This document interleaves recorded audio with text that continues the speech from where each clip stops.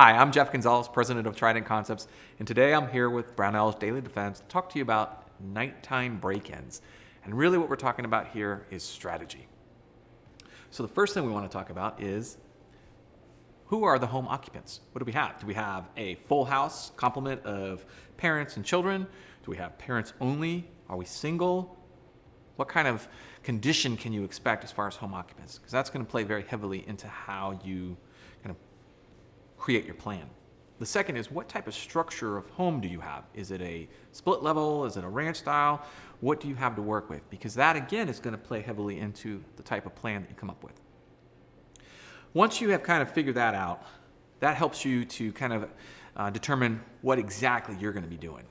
So the first thing that we've talked about is home occupants and the structure of our home. The next thing we need to talk about is disturbance location. Where is that disturbance coming from? And what type of disturbance is it? Is it maybe the door being broken in? Is it glass being shattered? Is it some other type of large, ruckus, such as the dogs barking, or maybe the alarm going off? What is it that I'm experiencing at this moment? And then where is that location? Where is it coming from? Because that's going to help guide what I do from there. All of this information is helping me to create an emergency action plan. What am I going to do once I determine that this is an emergency, and therefore we need to move into our emergency action plan? The next thing that we talk about is, part of my emergency plan is my communications plan. What am I going to do when this gets kind of ugly?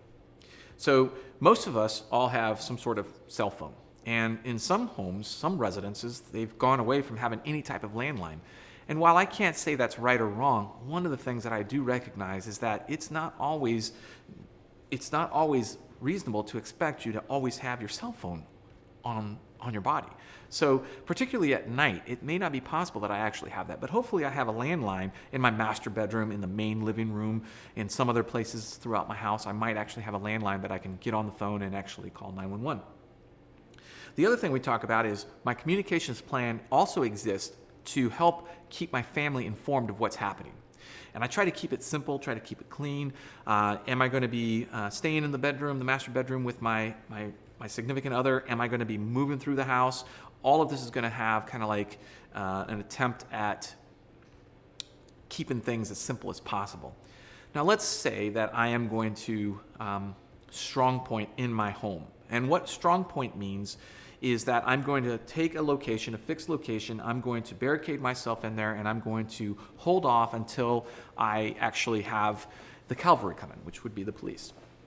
So if I'm going to decide a strong point in my home, my communications plan might also have, as part of that, a communication that I use to whoever the would-be break-in or robbers might be. I might let them know very verbally and vocally that I have notified the police, they are responding, they'll be here momentarily. I'm trying to give them a heads up that the police are arriving in the off chance that they decide to pack up and leave. Now, if I have to move through my home, let's just say I have a ranch-style home, which typically has the master bedroom on one side and the kids' bedrooms on the other. And my kids are home for this particular scenario. What I might want to do is I might move to the actual strong point near my children's room so that I can kind of keep control of that to prevent the bad guys from accidentally running into them or even purposely move into them. And when I do this, again, I'm going to try to pick a position that I can strategically hold as well as tactically hold. So what are we talking about strategically? Well, I'm maximizing my resources. That's me. I'm maximizing my use of my space and my weaponry that I might have. Tactically, is I have the best vantage point that I might be able to create. So in some cases with a split level, I might be like holding right there at the stairwell. Maybe in a ranch style, I might be holding down the long hallway. So, these are going to be important things that you start to think about when it comes to creating your emergency action plan. And the last thing that I talk about is rehearse these. Practice them. Kind of think about how this is going to work. Because remember, this is happening at nighttime. So my recommendation is that you practice during the day, kind of figure things out, and then you practice it at night. Because now we need to start talking about, what do I do with the lights? Do I turn them on? Do I keep them off? Do I use a flashlight? This is all information that you'll start to discover as you rehearse this, as you practice this, as you start to what if this. One of the things that I really think is valuable is that You sit down afterwards and you talk about it. Well, that went well, but what if this? And you start to talk about some other scenarios that might kind of string off from the one scenario that you were working on.